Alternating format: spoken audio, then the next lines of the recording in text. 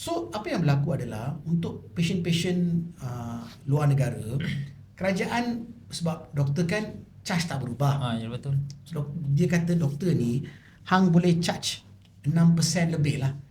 But kalau hang charge RM10,000, hang boleh charge lagi 600. 600 lah. So hang dapat 1,600. Kalau hang charge RM1,000, hang boleh charge RM60 lebih. Maksudnya itu macam duit tambahan untuk dia orang lah. Doktor lah. Apa yang berlaku adalah hospital ni dia pandai. Dia ambil 6% tu, dia kata kalau kerajaan membenarkan doktor charge 6%, aku pun nak charge 6% juga. Kau nampak tak game dia? Macam So tu dia pula. naikkan bil dia daripada RM10,000 menjadi RM10,600. Dia ambil. Kadang-kadang yang 6% tu dia tak bagi doktor pun. Dia ambil semua. Dia cekau. Dia bukannya charge doktor, charge dia pun dia naik 6%.